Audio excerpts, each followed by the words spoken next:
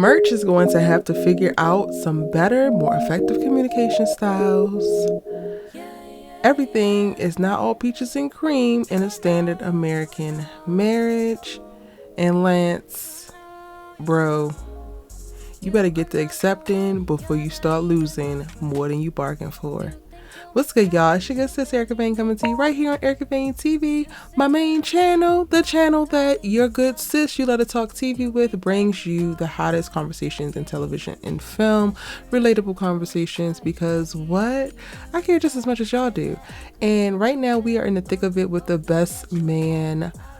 The final chapter is currently streaming on Peacock. Now, y'all have to excuse me because while I was watching and filming these videos, my power went out.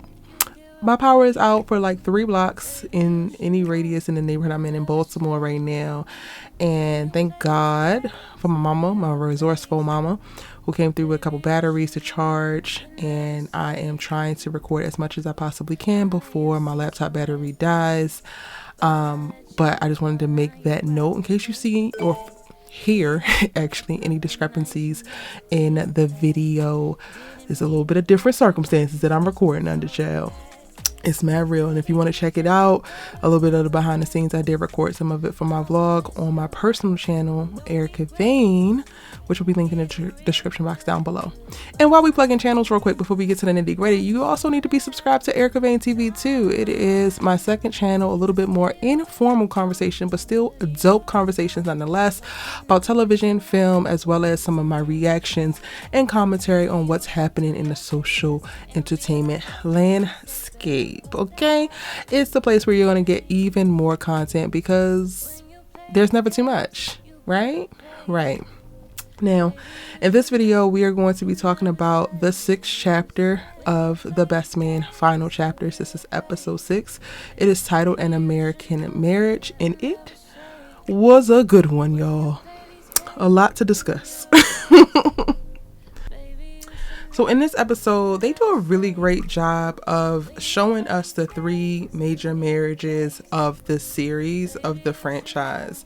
So now that Mia's gone, of course, Lance is rolling solo, which we don't get a ton of what's happening for him in this episode, aside from him being stuck on stupid and unaccepting of LJ's identity and how they want to be referred to, perceived, and just accepted in the world. Lance is trying to fight the power and call on God to be able to help this boy, and the boy don't need no help. All he needs is love, support, and acceptance, sir, which you can give with no problems if you just release your expectations of him becoming the next Lance Sullivan in football. Release your expectations of him being the prototype alpha male boy. Release the expectations of them. I don't want to misuse your pronouns, LJ, because I got you, boo. Release all your expectations of they and them and let them be. Let them be who they are. I get it. It's not what you grew up knowing, and it's really hard to release expectations for ourselves as well as for others. But when are we going to learn that the more we hold on to what we thought someone should be, do, or think, what we expect someone to be, do, or think, require someone to be, do, or think that is outside of who they are called to be, who they believe themselves to be, what is authentic to them, you are shooting yourself in the foot and walking yourself into a place where you compromise y'all's relationship so much so that it could get to irreconcilable levels. Like, we're not at the point in episode 6 that Lance is about to Lance loses LJ, but on the road that they on, this is exactly how it happens. And nobody could blame LJ for walking away and turning his back on his father. Lance is going out of his way to disrespect them, to demean them, to dismiss their desires and who they know themselves to be. And all for what? Because you still love them. You love them deeply. You cherish them deeply. That does not change because they do not want to be a wide receiver like yourself, a large NFL superstar like yourself. It does not change if they decide that they want to date men. That does not change. Like nothing changes except for your football dreams for them. And that's the problem in and of itself, because it starts off with anyway. Lance, get yours together, sir, before you lose a son. You've already lost enough. Now, the episode is mostly about marriages, as it's titled, An American Marriage, and I thought they did such a beautiful job of really documenting the various types of experiences that can happen within marriage. And never would I have thought that I would be on screen, like looking at the best man, the characters on screen, and be like, how is Quentin and Shelby the healthiest marriage of all the bunch? How is this happening? Why is this happening? But it's absolutely amazing. For the most part, Shelby and Quentin are the most solid, healthy relationship. Basically like smooth sailing, because I do think that Harper and Robyn make really great strides in this episode, and I think they're absolutely beautiful for their characters. But I'm gonna go couple by couple. Quentin and Shelby are freaking solid. They are giving made for each other up until the very end of the episode where Quentin falls out. I think he has a stroke, y'all. Hopefully he don't have a heart attack. He either has a heart attack or a stroke towards the end. He didn't have too much fun at the premiere. They're about to get it on, and then he has an episode and falls over. But leading up to that, like, he is so supportive of her as she's trying to fight back in these menopause symptoms that she's experiencing and struggling with. He still loves her anyway. Is unwavering and unconditional in his love. And it's just like, it's interesting to watch these two not actually fight and to watch them actually get along. They are really, really wonderful together in a relationship. They support one another. They hold each other down. They're literally family. And they seem like they're doing a little bit better with Kennedy, as she is, super tight with LJ. And again, LJ and Kennedy, I still need y'all to get it together, because I would love for y'all to embrace y'all little play cousins by way of MURCH and Candace and invite them in. Them girls should not be having no anxiety to be coming over and kicking it with y'all. Y'all ain't nobody. But anyway, Shelby and Quentin give the most solid and stable marriage of the bunch, which is a really great mark for this whole litmus test, so we can gauge the other two, because second to them is MURCH and Candace, which they start the episode off really strong because they're back in the swing of things and having sex again. They wake up in the morning and they're engaging with each other in that way. But then as the episode progresses, you get to see that they're doing that less and less. She's getting more involved with her dissertation, as she's coming towards the end of finishing up her paper and getting ready to defend it and do everything that she has to do to get her full-on PhD. Meanwhile, MURCH is throwing himself more and more into the MMA life, and that is also spurred by Harper's film. They actually get the trailer, and the premiere happens in this episode, and MURCH, seeing the representation of himself from the book, really puts him in a bad place where he feels very hurt by how his friends have reviewed or have seen him for years, seen him as weak, question his manhood. I thought the conversation in the scene where Quentin pops up on MURCH while he's taking the girls to school because he skipped out on their card game night was absolutely brilliant. And it also shows how checked in Quentin is. Come on, Quentin and Shelby, they actually have grown a lot, y'all, and it's really dope to see. But anyway, MURCH really reveals how deeply hurt he is about the whole thing, or about the perception that it is, and all of the jokes that have kind of been weighing on his spirit and his psyche that he kind of let roll all this time, but now it's starting to really come up. And I think that this is also tied into the whole Karen situation and feeling powerless and disenfranchised from that. So now he's getting to a place where he's just not taking no crap from nobody. It even starts to materialize a little bit with Candace when she has to change the plans last minute and assumes that he doesn't have anything to do because he decides to skip the premiere. But he had entered himself into an MMA tournament and she doesn't know anything about it, but she needs him to take the girls to this etiquette class while she goes and finishes this paper. And he kind of barks back at her like basically like she was questioning him and like what he have to do and not put no respect on his name. It's like, okay, no, this is some normal stuff with your wife and like let's not do too much. And I do think that Murch is in a space in this episode where he is overcorrecting a lot because he has felt so disenfranchised, so dismissed, so disrespected, and now he is fighting both physically, mentally, and emotionally for the respect that he feels like he's not getting and rightfully deserves. And it's interesting.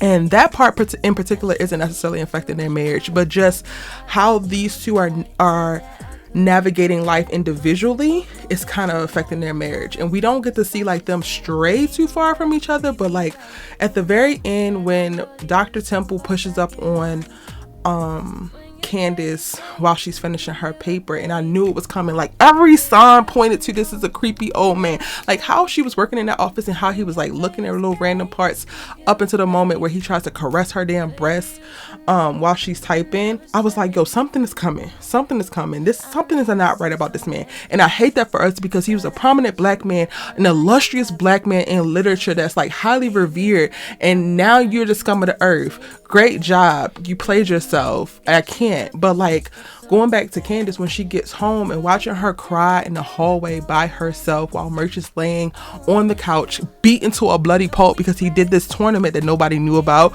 He done showed up at the girls' etiquette class and basically almost linked on a little lady that was like, well, the parents are supposed to be here. He just gonna show his face like, sorry I couldn't be here, leaving her to think God knows what. But anyway, so Candace has this moment where she just keeps it to herself and she can't bring that to her husband, the protector of their family.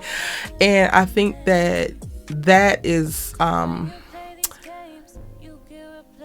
the thing that's like happening in their marriage. Their individual journeys, they are not at a place where they are trusting of each other with each other's stuff.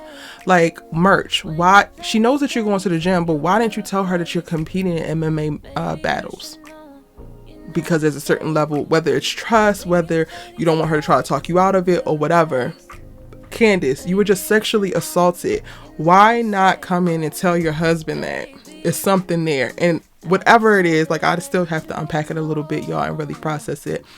And look out for my actual written reviews on ericavane.com because I will explain a little bit more as it comes to me and as I'm actually writing those articles out what I think it is. But that is what's really plaguing their relationship, their individual issues in life that they're not actually being able to bring together and really figure out how to fully do life together versus just co-parenting. Like they co-parent beautifully, but how they show up for each other individually is a little bit rocky, and that's what they're gonna have to figure out. Now, to the rockiest couple of them all, Harper, Stewart, and little Miss Robyn. Okay, I have thoughts about this, but the first thought that I want to lead with is this is the first episode where I was like, okay, Robyn, you deserve better and you're actually getting better and y'all actually might make it. If y'all have been watching my breakdowns, then you know that I have said that these two are not going to make it through this 8-episode arc because it was just red flag after red flag, sign after sign. However, them starting this episode off going to couples therapy and then us getting to see the progression, not even like just in jest or the figurative progression, but watching them physically get closer on the couch at couples therapy, and then at the end watching Robyn compromise to show up at the premiere to support Harper, and then Harper reciprocating by leaving the after party to show up at her collective event for Robyn's Nest and all of that. I'm like, okay, these two might actually make it. I thought it was really, really profound the moment that Harper had in the truck before they were getting out the car to go to the premiere, where he actually admitted to Robyn how amazing she is and that he has learned so much in just the last couple of weeks of going to couples therapy and them doing all that they have been doing together to like really work on their relationship. And I thought it was so dope because it really spoke to the fact that our partners can grow with us if they want to. It was, for me, profound watching Harper really register his blind spots. And it's the first time that I really kind of feel like he showed that he wants Robyn specifically. I wasn't convinced just yet, y'all. And he did speak to like how he leans on her for guidance, for advice, for support. And their whole process of like going through counseling and addressing their issues, calling the thing a thing, and being very open, honest, and having the tough conversations, it really opened things up for me to believe in their relationship again, because I was, again, not a fan. But it definitely seems like they're gonna make it. Now, my only qualm, because y'all know this is a drama, they still gonna be messy. Quentin and Shelby was texting talking about something, come and do a nightcap or whatever, and she wanted to stay at her event, and Harper was like, I'll stay with you, and she's like, no, go, which turns into him actually hanging out with Jordan, and Shelby and Quentin don't show up. So there's still those seeds of like what's going on with Jordan and what's going on with Harper and their little thing. Like, we get it, y'all are best friends, but then also sometimes I'm looking at y'all like, what's actually going on? Not to mention Jordan's little boo thing is basically a prison warden. Well, not really, but his company is the second largest investor in U.S. private prisons, and she got smoke for him about that. He got smoke after going to the freaking premiere and feeling the way about seeing the scene where the character who plays Jordan, or the character who represents Jordan, and the character that represents Harper sleep together. And it's just like, sir, not you in your feelings about something that happened 20 years ago, or almost happened 20 years ago, and actually did not actually happen in real life.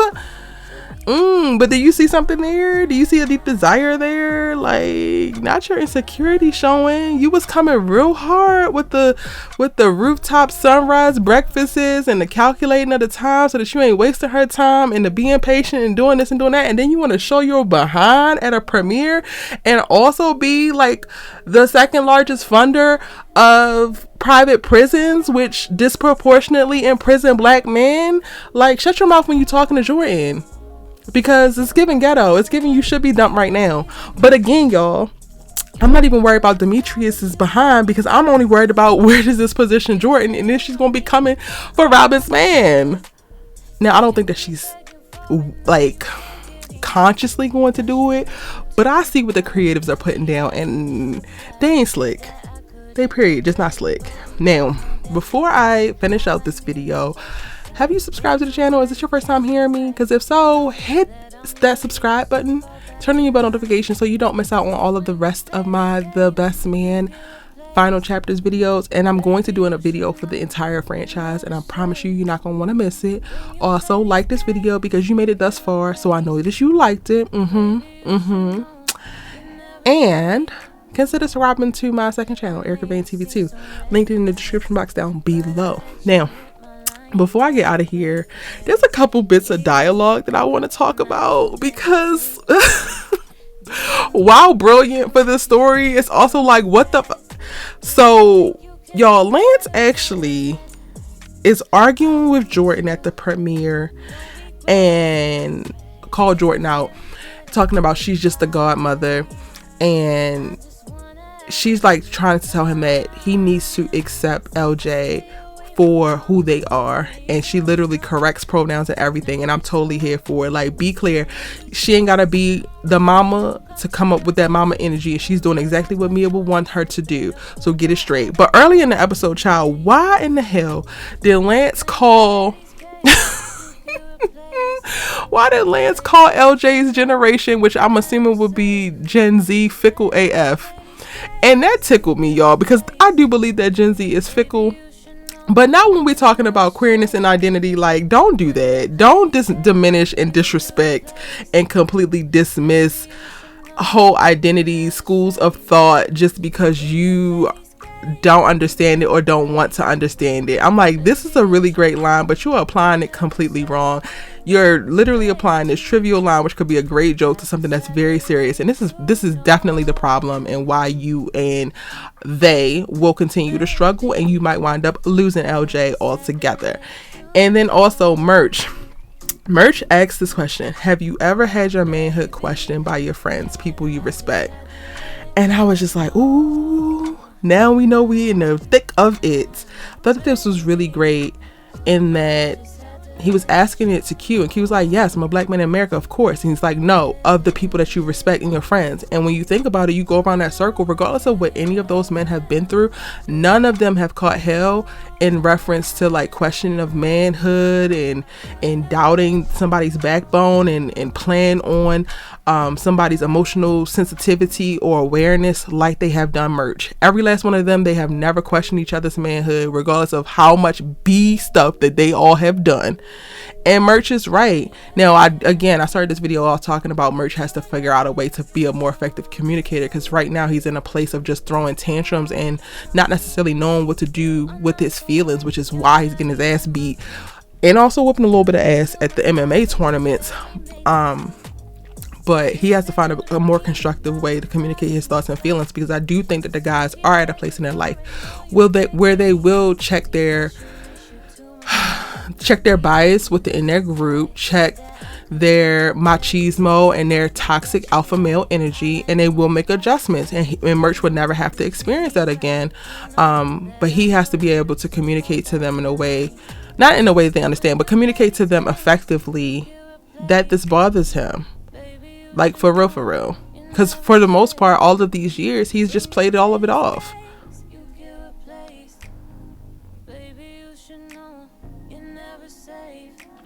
And that's it, y'all.